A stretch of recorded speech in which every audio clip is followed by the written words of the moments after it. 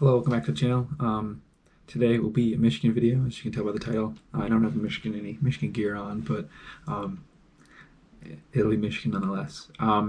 Big news, obviously, with Michigan is all the returning people from yet another loss in the championship or the playoff. We have Jim Harbaugh coming back to Michigan, the head coach, obviously. Santano, shout out him, figuring it out. With there's a bit of issues between him and Ward Manuel, but we'll see. Santa seems like he cares. He loves Michigan athletics, which is awesome. Great to have a president that does that. As for returning players, Blake Corum, Trevor Keegan, Zach Zinter, Mike Sanistrell, Mike Barrett, Cornelius Johnson, Chris Jenkins. I mean, we brought everyone back. In addition to that, you go to the transfer portal, bringing in Ernest Hausman, linebacker from Nebraska, Ladarius Henderson, offensive lineman from Arizona State, Josiah Stewart, edge rusher from Coastal Carolina, A.J. Barner, tight end from Indiana, along with his quarterback Jack Tuttle, Drake Nugent and Miles Hinton, both offensive line from Stanford, coming in. Drake Nugent being a center, probably the only one that will start because Olu is gone. He ranked higher than Olu, actually, in the award for center. They both lost the Minnesota guy, but that's pretty important. Cade McNamara and Eric all obviously left. Taylor Upshaw left as well, which sucks. But Andrew Anthony, as a leader of one of the Andrew Anthony brigades, he left as well. Really, really sucks that he's gone, but he'll be great in Oklahoma. I wanted him on Tennessee, my second team, but we'll see. They'll probably do great in Oklahoma. And then for recruiting themselves, the 17th ranked class, according to 24/7, all of this, by the way. Cole Cabana will be a big gain. Jair Hill, obviously. Amir Henning, Cameron Calhoun, Samaje Morin, Frederick Moore, Zach Marshall, Benjamin Hall, and Americ Kumba from France. It'll be real fun to see how he goes with some international recruiting. That's I don't think that happens very often, but we'll see. Great games on the schedule as well. It's a pretty favorable Big Ten schedule. Every other year. I mean, Ohio State at home obviously is a huge advantage. It didn't matter last year. I'm not gonna act like it doesn't matter, but it does. Outside of the team, some things that have happened. Penn State's getting pretty good. The Big Ten West will be a bit better, so it'll be a more competitive championship game. Fingers crossed we get there. But bringing back so many starters, and Ohio State losing C.J. Stroud, which, for a chance they thought he was going to stay. I thought that was unbelievable. There's no chance I thought that he was ever going to leave. But the fact that he's now for sure leaving, sorry, I never thought he was going to stay, but the fact that he's for sure leaving now really helps Michigan out. I know people do get really cute on Twitter, and it's just kind of, they're half trolling, but, them talking about how, it doesn't matter, C.J. Stroud's 0-2 against Michigan, blah, blah, blah. He's not 0-2 against Michigan. The team around him is. Granted, he had a few more mistakes in this year's game, but the first year we beat him, he played unbelievably. I mean, he had a Heisman performance in a loss, which is very rare to happen. We saw it a few times with Bryce Young this year, but, we move on. Other than that, looking at the rest of the schedule, another very easy non-conference. I'm sure people are going to get all up in arms about that. A bit better, though. East Carolina is not a bad team. Probably do way better than the American now that a lot of the good teams in the American left. UNLV will be there as well. That's the second game. Third game, Bowling Green, which would be the easiest on the schedule.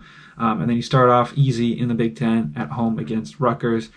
Then moving into the last game of September, we have at Nebraska and at Minnesota. Those are the 6 games. I know that a 6-game suspension was like the maximum floated out by Harbaugh, so you think you could be okay there. As long as Michigan goes 11-1, they'll make the playoff. If they beat Ohio State, as long as the loss is in Ohio State, in probably Penn State this year, you don't want to lose either one of those games. The hot take is going to be that Penn State's the hardest game this year. I would kind of agree as of now, because I don't know how Graham McCord is, but I'm sure Ohio State will be good and rolling by the end of the year, because sure, he's born on third base, but Ohio State's still a damn good program. Looking at the rest of the schedule, at Nebraska, at Minnesota, as we said, Minnesota's a tough team. It's going to be fun to be playing for the Jug again. And then Nebraska is going to be very interesting to see how that all turns out with, what's his name? Matt Rule now in control of the Cornhuskers. We don't play Wisco this year, so next year probably will be the first year we play Luke Fickell. Going in the middle of October, Indiana at home, and then at Michigan State. That game will be tough just because at Michigan State it's always tough, and Michigan State in general is tough. But they're going to have a struggling year again next year, I would think, as of now. A lot can change before then, but I would not be surprised if they miss a bowl game again next year. But I think 7-5 is about right for them, pending a bowl game, probably 8-5. Let's be honest. Our bye week is around around Halloween, which is nice. Then you come at home, play Purdue off the bye week, get a good get-right game. They're going to have a real tough season this year, I think, losing a lot with McConnell and the coaches going away, O'Connell. And then the biggest game of the season, some would argue, at Penn State. This is when the stretch gets tough. Michigan's going to have a real tough stretch here, and it's going to be really interesting to see what they're made of. I would imagine to be a rolling ball of chainsaws at this point. I'm projecting Michigan to be number 2 or number 3 preseason. Personally, I'd have number 1 just because we don't know what Georgia's coming back with in terms of quarterback. But spring ball will tell us a lot for them. But back to Michigan. Purdue, so at Penn State, Saturday the 11th, that'll be a very tough game. I might be going to that game. We're talking about going to that game. It might be fun. Go to a whiteout, see what happens. But that'll be interesting. At Maryland, Maryland's really turning it on. It's an unbelievable trap game in between Penn State and Ohio State. It seems like we play Maryland every time right before Ohio State. They always have that. Ohio State had them this year. We had it the year before. And then again, Saturday, November 25th at noon, I'd imagine, Michigan, Ohio State in the Big House. We should win that game. I think we'll be favored for the first time against Ohio State in a very, very, very long time.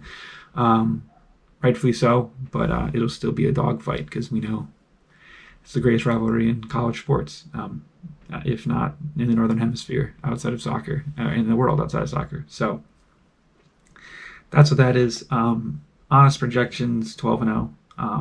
Gotta be 12-0. I think maybe 11-1, but this team's better than any other team Harbaugh's ever had. And barring major injuries, we can take injuries honestly to any position outside of quarterback. So as long as J.J. McCarthy stays healthy, Michigan should be 12-0. I think they could face Iowa. And then in the playoff, as far as that goes, obviously we're really in banana land here. I think it'll be probably LSU, Clemson, and then a Pac-12 team. So we'll see how that goes. I'd imagine Pac-12 would be 4, Michigan would be 1 maybe, and then SEC/LSU, and then Clemson would be in there too. It'll be interesting to see what the preseason rankings is because that's going to matter this year in terms of, I feel like there'll be a few undefeated teams. So we'll see how that all ends up. So please like and subscribe, share this with all your friends. If there's any videos you want me to talk about, either reach out to me personally or down in the comments down below. Thank you all, and I'll see you later. Go Blue.